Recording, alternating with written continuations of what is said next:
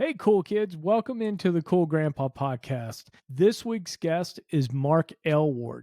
Now, Mark is a grandfather. He's had a previous experience with being a technical recruiter, and he's a career coach. We are going to get into a lot of different topics. We have a blast talking about the challenges and some of the rewards around being a project manager, working in the IT field, as well as listening to Mark's story about being a grandfather and his unique perspective on that role. Now, before we get started, I want to remind everybody to go to the Cool Grandpa website, check out my merchandise tab, and you're going to find a lot of very fun polo shirts. I've got coasters, hats, a couple of different things out there that I think the grandfather in your life would really enjoy. And heck, even buy one for yourself. Anyway, I know you're going to enjoy this conversation with Mark. And without further ado, let's jump into it. Hi, Mark. Welcome to the Cool Grandpa Podcast. I'm excited to have you on. We're going to talk about grandpa stuff, and we're going to talk also some career coaching and life coaching stuff too. Yeah, no, Greg, listen, thank you so much for having me. I'm honored to be here. I'm looking forward to this. Is one of my favorite topics. Now, Mark, I'd love for you to introduce yourself to us a little bit, get us to know who you are, a little bit about your background, and then we're going to start talking about some grandpa stuff. Cool. Yeah, abridged version. I've spent my entire professional career in and around the talent acquisition space, an information technology specific recruiter. And most of that first few years, I was a recruiter and then a sales rep. Then I became a manager and then I started my own company.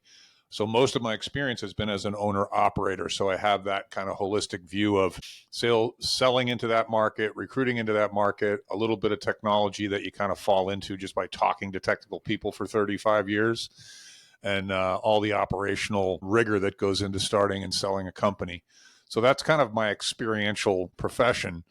Personally, father of 3 young adult children. My youngest is my son. He's the guy that's got the grandchild. And they're all entrepreneurs, and I'd like to think making the world a better place right now. So that's my personal side, my passion on the personal side, being a dad and a grandpa. That's awesome. And that it's interesting you're talking about being kind of an IT recruiter and some of that, because my whole background has been implementing enterprise transportation management systems. Oh, okay. And so I'm almost like the guy from Office Space, where it's like I talk to the developers and I talk to the customers, and you don't want them in between. So you get senior project managers like myself that get in between there to try to, speak both languages.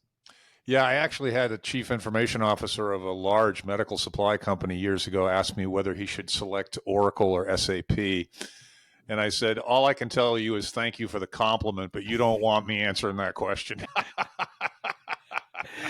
Yeah, from a transportation side of things, they're great software, but you kind of pick your poison with some of these things where, figure on double the length of the project and probably about double the cost once you get all those requirements and all that stuff down. It's a fascinating exercise, the whole due diligence on projects. And my experience was always this: these are technologically agnostic for the most part. These are people projects, and people just don't do risk management and change management well. They just don't do expectation settings well, and discovery scares everyone.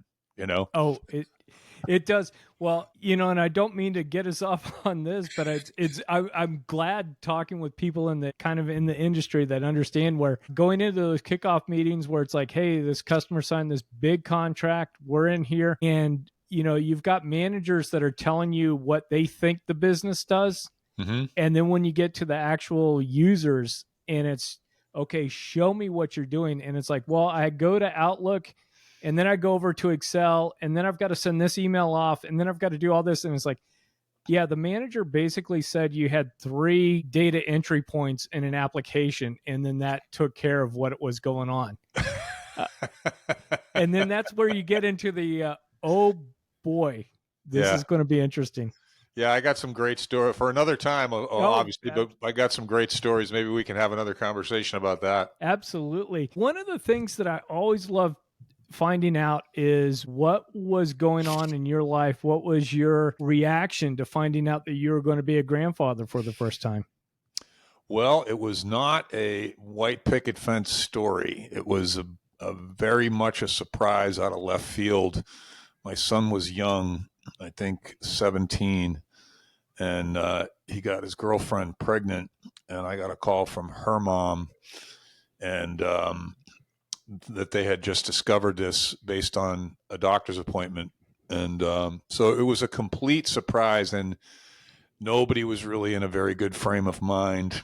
I had gone through a very contentious divorce, and I got sole custody of my kids, and my children were still struggling with the anxiety and that created in their lives, and the uncertainty that created in their lives. And he was struggling with an addiction at the time as well. So I remember being at the hospital for the birth of my grandson thinking, God, I'm going to need you on this one. We're going to need some help on this one. And you couldn't possibly say that it was bad news because it was a new life, but the conditions around it were very challenging, and a lot of unknowns. So I had this really high level of excitement and all this uncertainty of what is this going to look like? Who's mom going to be? Who's dad going to be? Who's going to raise this child? Where's he going to live? How am I going to get my son sober? And so he can attend to this. And, fast forward 9 years, he just turned 9. It's a miracle, and everything worked out just fabulously. And so we can dig into that story however you'd like, but that frames it up. It was not it was a surprise, and we weren't ready for it. Well, I appreciate you being honest with us and telling us about that experience, because I find as much as we all love the family was around for Christmas and these types of stories, the reality is a lot of our grandkids come into the world with some challenges one way or another, circumstantial or otherwise. What I'd love to know a little bit more, Mark, was just how you were able as a father to help your son work through his challenges, as well as being able to take care of and be part of your grandson's life. Yeah, I don't want to take too much credit for that. I think he worked through most of that himself, just being available, being non-judgmental, and being loving, which I think is what being a parent is all about. The non-judgmental part, when we're trying to teach them at the same time, is a little challenging sometimes. But as you well know, with the grandchild, you get to do all the cool stuff, and then when you get tired, you get to give them back and come pick them up next week or whatever. I remained very open. I was very fortunate that his grandparents, the other grandparents, are just wonderful, loving people, and they just took such responsibility, and everything they did was out of the love for their grandson. They didn't play any politics, they didn't play any finances, they didn't play any games, or it was all so transparent that I just told them, look, I'm going to do whatever. I'm going to be around. This is my grandson. I'm going to be part of his life for sure. But I don't know what that looks like, because I don't think you guys know what that looks like yet. So let's figure it out together. And they really appreciated that approach. And that's all I knew. I just knew I could do that. I didn't know what that was going to turn into. But yeah, and I mean, to me, whether it's being a father or a grandfather, it's showing up. If you show up and you're present and intentional, and you're like listening, you're not on your phone, you're paying attention, you're telling stories, you're climbing the tree with them and whatever you can do, that takes care of most of this stuff in my experience, both with kids and with my grandson. And we have a very special relationship. I don't see him every day, but I see him pretty frequently, and we laugh and drive around in the car and climb trees and eat ice cream. And it's just classic grandpa, grandson stuff. And then I think my son watching this, because I think a lot of what I've done personally and professionally has been modeling. I'm a big fan of, they'll do a lot more of what you do than what you say. That's true with employees, candidates, CIOs, grandchildren. It's true of everybody. So I took that tack, and I think my son benefited. He's made many comments to me over the years. Dad, I don't think you thought I was listening when you were talking, and I heard everything. He benefited from that. I guess my behavior was consistent.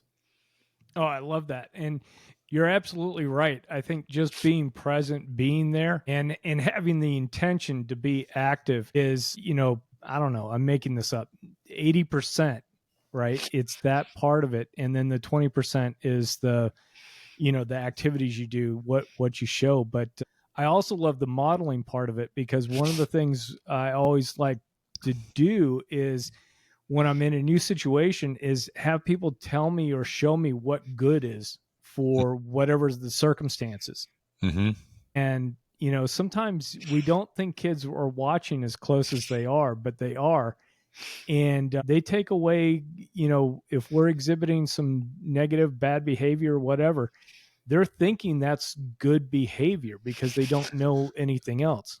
Yeah, yeah. I think one of the challenges that we all have, and I see this in my work all the time, is this concept of assumptions being made and expectations being cloudy or less than clear. Man, as you know, I mean, kids see everything, they hear everything. And their transparency is one of my favorite things, because all three of my children at some point in time, multiple times, have thrown a line back at me that I threw at them early on. And I'm like, hey, you were paying attention. All right. Got me. And he does the same thing. He and my son, when my son was young, they're in the back of the car in the seat or whatever, and they're singing or they're quiet or they're doing something. And all of a sudden, something will come out of his mouth and I'll be like, what are you? You're a philosopher today? Like, where did that come from? So we have a lot of fun. We have a lot of fun. Oh, that's awesome. Is there any particular activity or anything that you do with your grandson that's especially like, hey, this is grandpa grandson activities, or is it just all good stuff? He loves climbing trees, and I'm not a tree climber anymore. I've tried it a couple times and been reminded of my age. So that's not necessarily something we do together, but if he sees a tree, he'll go running up it. What I do with him is I saw him yesterday, and we spent a little time. I'm a big vocabulary guy. I'm a word guy. I love words. I love the language. And I was raised in a family where we weren't allowed to watch TV. We just read. And, when you didn't know what a word meant, my father and mother would say, go look it up. That's how you'll remember it. And so we valued words. So like yesterday, I said to him, do you know what gratitude is? And he goes, I think so, Grandpa. I think it's like being nice or good. And I'm like, yeah, that's close. I said, when you find yourself thinking, I want to say thank you to that person for that thing, that's when you're being grateful. And this I give them like one new word every time. And gratitude's, that's a packed word. That's not a simple word to contextualize for a 9-year-old. But he loves the challenge, and he remembers. Like the next time I'll ask him about gratitude, he'll remember, because he sees the value in that, adding that new word to his vocabulary. I suppose that's our thing. And that's kind of cool. Hey, it'll help out on SATs, you know. If So, that test is still around yeah, by then, right? if they're still around, yeah. But no, that's awesome, because I love that idea. And these things always change around, but sometimes it's, grandpa and grandson or granddaughter going to, the burger joint whenever they're together and Yeah. having a burger and a Yep. shake or something.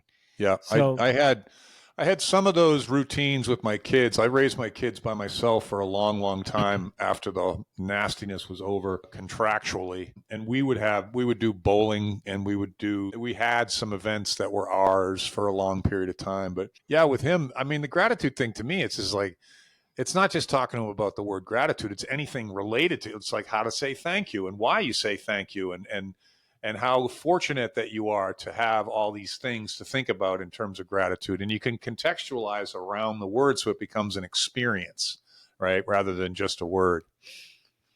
oh yeah. Well, and I think in business and in life, those manners are kind of what do they call it? The grease or the oil that makes society work.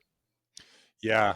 Yeah. Well, the ability to communicate is one of the biggest things missing in my experience with people making professional moves. their inability to articulate an answer to the question, who are you? People are pretty good at what do you do, but I don't care about what you do. I really want to know about who you are. And people just struggle with that. So I'm a big fan of clarity. I actually have a shirt that I just bought, Greg, because people tell me I say it all the time.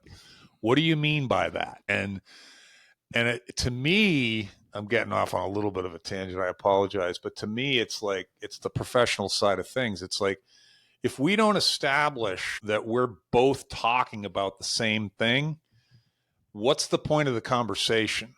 And if we don't make sure of that, then we're making an assumption. And it sounds maybe to most people like, well, if you're talking about, implementing software, you're talking about implementing software. Well, you know better than that. And what kind of software? What's the deadline? We got enough money? What's the manpower piece? I mean, what do you mean by that? We're implementing software. Like, tell me more, So that's kind of an interesting thing too for me. Oh, I love it. And that did strike the chord of being in those requirements and being like, I know what an order means to me. What does an order mean to you? Yep. And being able, half our whiteboard was just words back and forth that everybody used so that we could keep track, so we could try to speak the same language. Well, and you have the opportunity in those instances to make things better as well. So maybe the way we're doing it isn't the way we should do it moving forward. And let's talk about that. There's all kinds of, I can only imagine being in those groups, but yeah. It's my experience is people just want to implement. Let's start coding, or let's start connecting things or automating things. You want to talk about the user experience at all? Because this place is going to blow up if everyone's green screen turns blue on Monday morning, Absolutely. Well, and we'll get into some other stuff, but senior management, whenever Staples came out with that easy button, everybody, senior managers just were like, well, implementing software or change management, whatever it is, we're just going to hit that easy button and it's going to be done. Yep. Right? Yep. Yeah. Talk about a false expectation. Absolutely. I do want to pivot over a little bit and talk about your career development coaching practice, because you had started some recruitment organizations, you've sold some of these things, and now you're getting into career coaching. And talk to me a little bit about how you decided to do that. It was a function of my personal challenge to some extent, because when I made a decision early on, if I'm going to get custody of these kids, I'm going to be mom and dad, and I'm just going all in.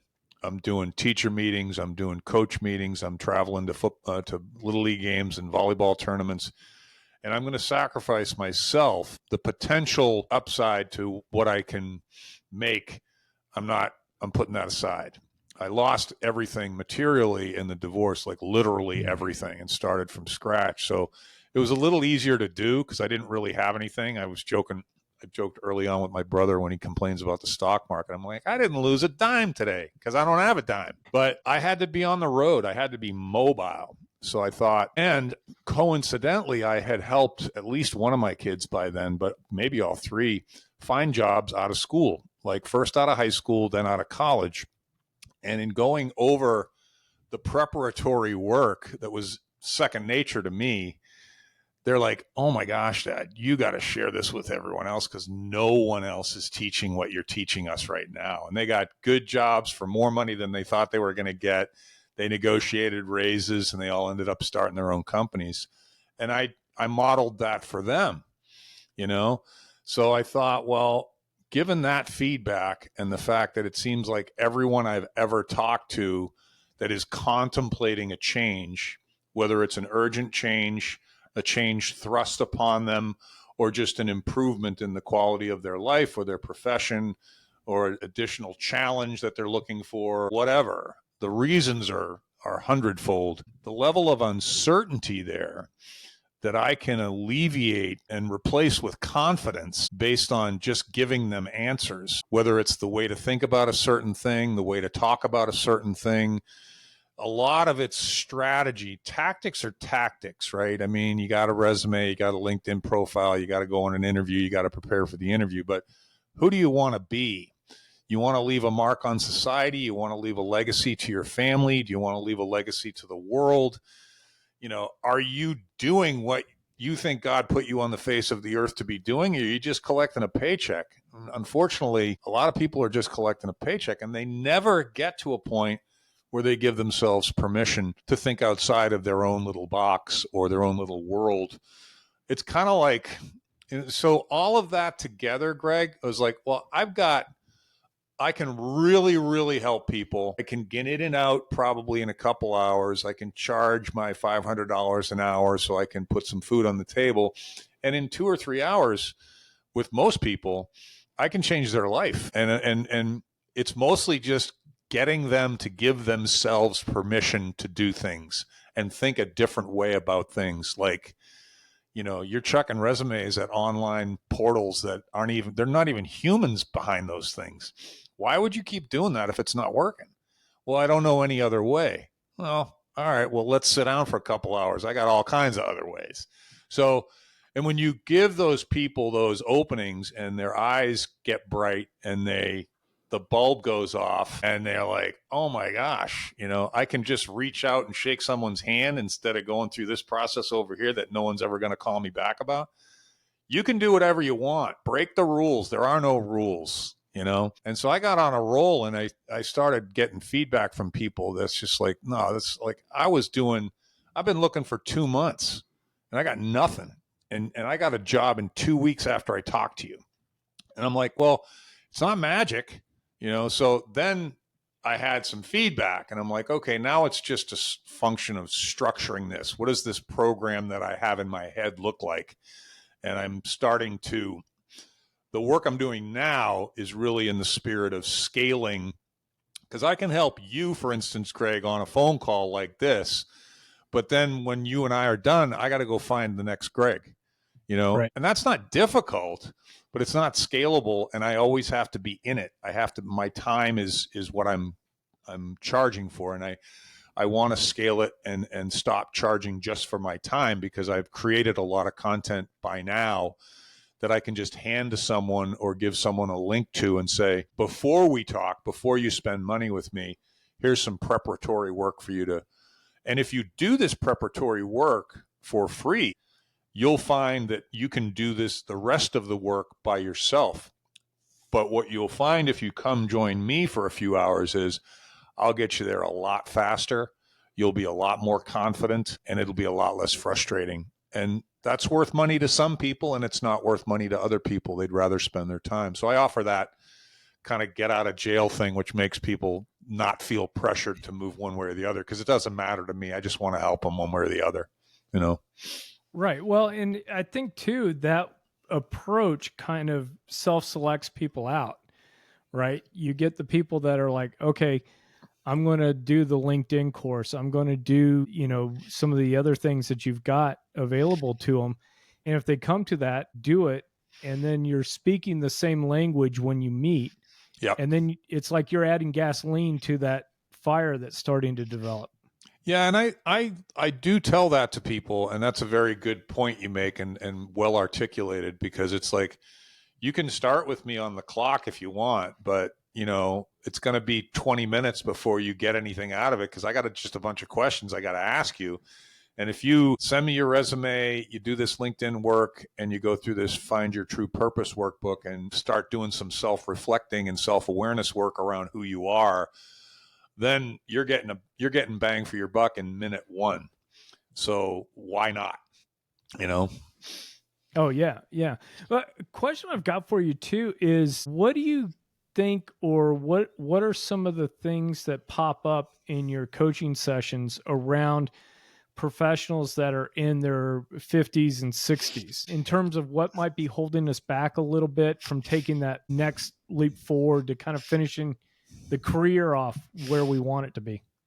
Yeah, another great question. And it really is indicative of people our age. And I was on a conference call with about 12 people on it the other day, all in the 50 and 60-year-olds. Maybe there was some 40s in there. And they've started, it was my first time on the call. I was invited on the call. I wasn't charging anything. I was just participating. I just thought every once in a while, if I can get in front of 12 people that might be interested in what I have to say, I'm going to get a couple clients out of it more often than not. So, and I can help all 12 people with just a couple of statements. But they started going around the room, just introduce yourself and tell us a little bit about yourself. And I said to everyone, and I wasn't being snide. I said, look, this is well-meaning. This is constructive feedback. So don't take it personally because you're not alone. I don't have any idea what any of you do. And everyone just told me or thought they did. So it's like, back to my original point, like, who are you? Like, well, I'm a product manager and I've implemented 7 successful this and 4 of those. And did you save anybody any money? Did you make anybody any money? Can you tell me about a significant pain that you alleviated, got rid of, a roadblock? Tell me a story. Let me know who you are. Because if I'm going to leave this call and I'm going to go introduce you to someone, I need to trust you in order for me to do that. And I don't know enough about you to trust you. And frankly, if you can't even tell me who you are, I'm questioning whether I should right out of the gate. And I don't mean that. It's not critical. It's just an observation, and I just think, and the other thing, so people can't tell their own stories. I spend a lot of time with people telling their story because that's your whole thing. I mean, I hired as well, Greg, a lot of people in my day running my company. And I never cared where people went to school. I never cared whether they had a degree. I never did. And I think college is a waste of time for 90% of the young kids that are out there right now, with the exception of doctors and lawyers and particular types of engineers and chemists and people that need certifications and licenses to practice. Otherwise, fill up a backpack, grab $500 from your parents, go to Europe, and don't come back for a year. And then when you come back, you'll be an adult, because you're not an adult right now. And you have no idea what you're doing, and you have no idea what you want to do or who you want to be. And you're going to drop 70 grand a year for somebody else to tell you to memorize some stuff. Get on the internet. You can learn anything you want. Now, that's an over exaggeration, right? But it's true. It's true. And so that and people just don't believe that they can operate outside of the boundaries of whatever fence they've put around themselves over the course of their lifetime. And what I mean by that is, we've all had the guidance counselor or the coach or the history teacher or Uncle Bob, some adult that said to us when we were our teens or young, this is what you should do. I'm like, you don't even know me. How can you tell what I should do? Right? Like, come on. And when you're young, you listen to those people. I went to business school at the University of Notre Dame because my father thought Notre Dame would be a great idea. And my guidance counselor said I should study business. Notre Dame was great.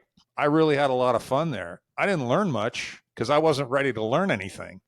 Met a lot of really cool people, and I figured it out after a while. But yeah, people are like, well, you have to do this. You got to send a resume here. You can't say these things. You can't talk to that person before you talk to this person. I'm like, I can talk to whoever I want. That doesn't mean they're going to want to talk to me. I told somebody the other day this story, and I'll abridge it, but a good friend of mine who's the best salesman I've ever met in my life and a gazillionaire from some successes, but he started a company one time to put advertising on above the urinals in stadiums. Before, remember, they were just blank walls for a long time, and then there was newspapers people hung up. Well, he digitized and the whole thing. And so the first call he had to make was the owner of one of these NBA teams that owned the stadium. And he picked up the phone and he called the 76ers guy, Pat. Can't remember his name. This was 20 years ago, 25 years ago. And the secretary answers the phone, because we still had landlines and secretaries, whatever they call them now, I don't know. But he says, I'd like to talk to Pat so-and-so. And the lady says, well, can I tell him who's calling? And he said, yeah, this is Larry Bird. And she said, oh, Mr. Bird, I'll put you right through. And the guy answers the phone, and my buddy goes, Pat, my name is not Larry Bird. My name is Chris, and I've got a brilliant idea that I think you're going to be really interested in. I need 5 minutes of your time. And Pat goes, shoot, kid. And when I tell that story, I go, people with balls like other people with balls, right? Like, how did Pat get into that chair? Probably doing something that you're doing right now, something like it. He took a big risk at some point in time when everybody told him he shouldn't. And now he owns the Philadelphia 76ers. So, and Chris, my buddy, went on to make millions, sold the company to Paul Allen. It's a great story. And that moment, it elucidates for people. Like there's literally no boundaries. No, you have to talk to human resources. No, I don't. They don't know what they're doing, right? Right. With all due respect, right? They're being asked to do something that they shouldn't be being asked to do. They should be doing benefits and employee retention and policies and procedures and protecting the company from liability. Those are all valuable tasks. To add on top of that, well, go find me some critically skilled IT resources that you don't even understand the work that they do in your spare time. It's not fair, you know? And that whole system is broken. It's been broken forever. Yeah, no, that was, you ask somebody, hey, I need somebody that has working knowledge of Python. And they think like, must be a snake handler. Well, you know, it's funny, Greg. I've had the opportunity, as you can well imagine, to talk to a lot of leaders in the IT space because the programmers I was placing in the 80s and 90s are the CIOs and directors of development and such, you know, and when you get one of those people, man or woman, it doesn't matter, and you have their trust after, say, a couple of calls, and you can probably tell from me, I lay it right on the table. I'm not hiding anything because I don't want to have to remember what I said. I mean, it's lazy on some level, but it's just like, no, I want to get it all out as soon as possible because I want to be able to say no quickly or yes with enthusiasm, you know, and you got to say to one of these people, so how's the hiring process? What do you think about the hiring process? And off the record, man, they just won't stop talking about how terrible it is. They send me resumes. These people don't have any of the skills I'm looking for. I'm interviewing 15 people. I don't like any of them. This position's been open for 6 months. I'm like, why are you doing it that way? Well, what other way can I do it? I'm like, you spend an hour with me, maybe 2, and I ask you questions no one's ever asked you before. And when I leave that conversation, you have to make a commitment to me that if I call you, you're going to pick up the phone or you're going to call me right back. You need to be accessible to me, or you need to introduce me to someone that has the authority to make this decision. I'm cool either way, but I'm not talking to any intermediaries. I'm not talking to any go-betweens because this is like the game of telephone when there's 10 people. By the time it gets to the 10th person, it's very different than what I wanted it to be. And I'm not playing that game. And if you disappear on me, I'll disappear on you because everything I'm doing is contingent. I don't get paid until you hire somebody. So I need you to be my ally and my champion and my colleague and my partner. And recruiters don't talk like that. I had people tell me all the time, you don't sound like a recruiter. I'm like, thank you. Yeah. You know, so they don't like the process. Everyone's in this process that's horrible. The candidates don't like it. The managers don't like it. The executives don't like it. And everyone keeps doing it the same way, you know? So I think there's a lot of opportunity there. And I'll pass the mic back to you because I'm getting on my soapbox here. You got me going. No, this is all good stuff because I think one of the things that grandfathers and people in general in their late 40s, 50s, that are wanting to either move, change careers, get the promotion. We've been conditioned so much in Dilbert speak that, I, synchronize logistics across multiple, whatever. Like you were saying, is like, it doesn't make any sense to a person. But if you can go, hey, I implement software or I do programming, and on average, my projects end up saving anywhere from 10 to 12% that gets added to the bottom line. And I solve problems. You don't have to do anything. Turn me loose. I'm ready to go. Yeah.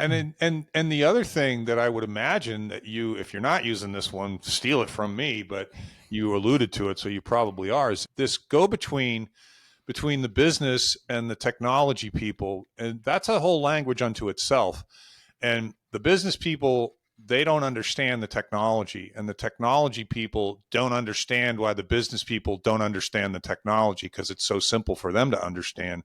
So if they start talking without a translator, they're screwed. And if you can simplify the complex technical to a non-technical audience that has to give you the requirements and the business decisions that drive the behavior that you're looking for, you're a rare resource. And so polish that guy, right? Polish that story. And I think that's a very compelling, because, explaining complex things in simple terms is one of the signs of genius in my experience, because very few people are good at that. So if you can do that, that's might be all I talk about. Because like we said earlier, I think most of these technology implementations have nothing to do with technology. Oh yeah, it's all people in relationships. Yeah. And it's navigating that through. The technical piece you'll figure it out. There's always a way around that. Yeah, it's all people in relationships, yet I'm going to judge you based on a piece of paper that has nothing to do with your personality and your intangible skills. I can't tell any of that. Right. So no acronyms, no buzzwords, you go in the other pile. That and AI went through and looked for the buzzwords and scored you to stick you in the right pile. Now you're getting rejected there by non-humans. Right. Like, it's not getting better. So Mark, walk me through a little bit. We talked when somebody's reaching out to you, they want to work with you. You've got some resources for them to check out. What follows on with that, with a typical engagement? So I just did it this morning, and I have a calendar that's out there online, and I have the link to my calendar peppered around some of the articles I wrote, my YouTube channel, my LinkedIn profile. You can find my calendar pretty easily, but I also want people that are willing to look.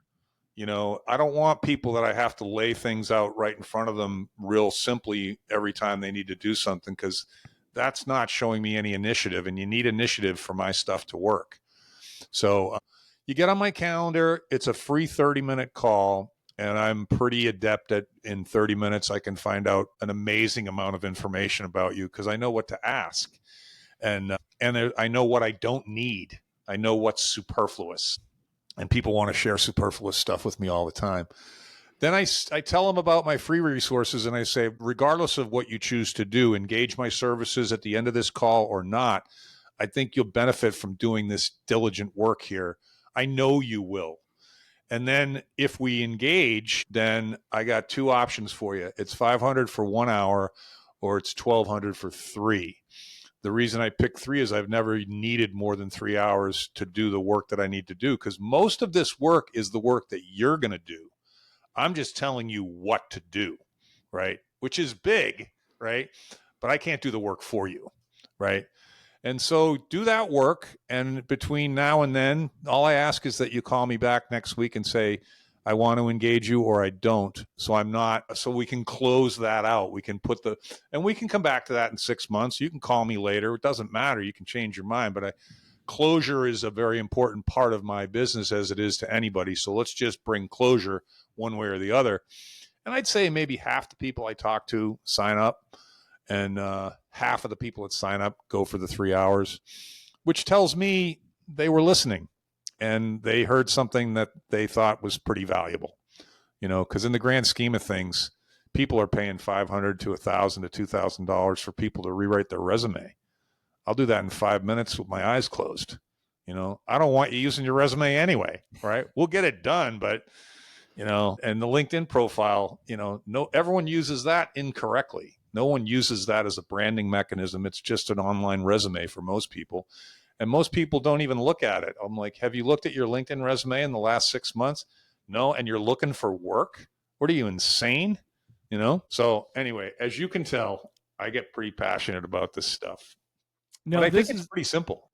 Yeah. Well, and this is awesome, because we do get stuck from time to time, and we do need that person that's going to come alongside us and help push us a little bit, help guide us, and just get us up over that next hurdle. I'll add to what I said, if I may, Greg. And so if you choose to engage me, this is what that looks like. We'll arrange a Zoom call probably within the week, and we'll carve out an hour, and then I will ask you to send me the work that you've done. And if you need 2 weeks to do that, we'll schedule it for 2 weeks out. Whenever the work's done, the True Purpose workbook, the LinkedIn cheat sheet, and a couple other resources, and maybe some recommendations about your resume and other things to think about. And then you come back with all that work, you send it to me before the call. And so we jumpstart that first hour. And in an hour, I will take everything that you've done and all the questions that I now have answers to, and I will begin to build a strategy with you. And I'll give you homework to do certain things. And that hour flies by. And people are taking copious notes and asking me, can you say that again? And, it's really can be engaging, and it's really enlightening to them. And when you see that, like I said earlier, it's really fun, immediate feedback. And then the second, I'll give you 2 weeks to do that work, and we'll get back together for that second hour, and we'll kind of tie everything up. How'd you do? Tell me your story again. How you doing on your story? What iteration are you on? And there's 3 versions of the story that I tell people to develop. And then other things people do based on, a lot of people don't reach out to people that they should be reaching out to. I had a guy tell me the other day, I don't like asking people for help. I'm like, get over that. I said, people love to help, but you're probably not asking them the right way. Because and people say, well, they go on LinkedIn and they're like, hey, I just got let go. I need some help. If anybody knows anybody, let me know. I'm like, what do you do? How can I help? I can't help you. You need to tell me what you do, what you like, what you don't like. There's a conversation that's missing. So yeah, that's 2 hours. And then the third hour is more strategy and updates. And then if I get into a third hour with people, they'll typically have some activity going on, like they'll have an upcoming interview, or they'll have just had an interview. And then I'll put my recruiter hat back on and say, well, let's do some feedback. Let's see how this went. Let me equip you, if this is what you want, to go get it. Because debriefing after an interview is a huge part of a recruiter's job, and most recruiters do it very poorly. And preparing someone for an interview, I can change the outcome of an interview just with preparation. So pretty magical stuff. So then we'll often get into some tactical stuff, which is kind of fun because it brings me back to my recruiting days. And I shouldn't say it, but I really feel like I've seen it all. I just can't. I haven't been surprised in a while, Greg. Well, Mark, that's awesome. I've had you on for a little bit. Is there anything about being a grandfather, anything around career development coaching that I haven't asked you that you'd like to bring up before we wrap things up? No, I think that I would share one last story with you. One of my best friends, one of the first guys I hired as a sales rep in my company 20 years ago, and he's been my best friend for a long time. He reached out a couple of weeks ago and asked me to help a young man that was a friend of the family that wanted to switch careers. And he said, after I talked to him for a few minutes, I just thought, you got to talk to this kid. You can help this kid. And I said, well, what do you want me to do for him? And he said, I want you to do for him what you did for me 15, 20 years ago. And I said, well, what did I do for you? And he looked at me and he said, you gave me my confidence back. And I thought, cool. I didn't know that. I didn't know. Well, and I started thinking about it. And I think because people come to me with a high level of uncertainty, if I can bring that uncertainty to clarity, confidence just starts flowing in. Because in the absence of uncertainty, you have certainty, and certainty breeds confidence. And then when you have confidence, now you can start to get courageous, and that's where the good stuff happens, is you start doing things that you were a little bit fearful of, whether it's a conversation that you could have or being a little bit more forward by reaching out to somebody. And people, once they break free of that and they gain their courage, that's when the magic starts happening. So I like that story because of the simplicity of that's what I do for people. I give them back their confidence. And as far as grandfathers are concerned, I think my best attribute as a grandfather is staying out of stuff I go when I'm invited. I don't show up unannounced. I have great respect for the people that are doing the day-to-day hard work of raising a young man. And I really think that they appreciate that, because I can come on pretty strong if I want to. And early on, I really figured out that I'm a grandpa. I'm not the dad. I'm not this. If I see that they're doing something with him that I don't approve of, I'm not going to say anything, because if I had to take care of that kid and get up at 5 o'clock in the morning for another at 60, do whatever you want, man. You got to give the kid an iPad to shut him up for 5 minutes, knock yourself out, right? So I don't stick my nose in stuff as a grandpa. I think that's a good quality for a grandfather. Oh, absolutely. And it's a great way to make sure that you're invited back over for birthday parties and movie nights and things like that. Yeah. And I've bit my tongue a few times, but it's good. It's good. They're doing great work. That's awesome. Yeah. Well, Mark, thank you so much for being a guest on the Cool Grandpa podcast. I really have enjoyed this conversation. I know it's going to help a lot of us that are in that range that are looking to move up in our careers. So I appreciate that. Yeah, I think if you just maybe in your show notes, we can stick a link to my calendar. If anybody wants to have that 30-minute conversation, no obligation, it might be very helpful for some of your people. Oh, absolutely. I'm a horrible host. Please give us the name of your website, and then we'll be sure to put that into the show notes.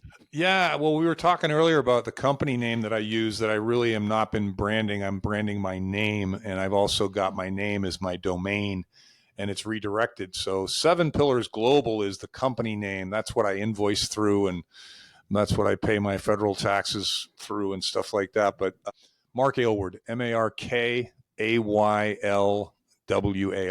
markaylward.com. And I just started a newsletter. I got a podcast called the Imperfect Men's Club podcast. I think your audience would very much enjoy that. It's a little off color for anybody with sensitive ears, but it's talk about transparent. And we talk about all the issues that men go through in midlife. And so there's grandfather stuff in there. There's father stuff in there. There's professional stuff in there. And we have a lot of fun. My co-host is a good friend of mine who's also a successful entrepreneur and father. Not yet a grandpa, but soon. Yeah, I mean, if you find my stuff, you're either going to like my stuff or you're not. And if you do, there's a lot of it. And I also like to make people laugh. So there's some funny stuff out there too, if you want to get a kick out of some of this stuff. I don't take myself too seriously. Awesome. And I'll be sure to put those links into the show notes and make it easy for folks to get in contact and find you. Yeah, Greg, thank you so much. If there's anything I can do to facilitate helping any of your audience, or, you want to do this again on a different, slightly different topic, or just talk more about the same stuff, anything I can do to help, you just let me know. It was a pleasure being on and a pleasure meeting you. Oh, I love it. Thank you so much. Thank you, Greg.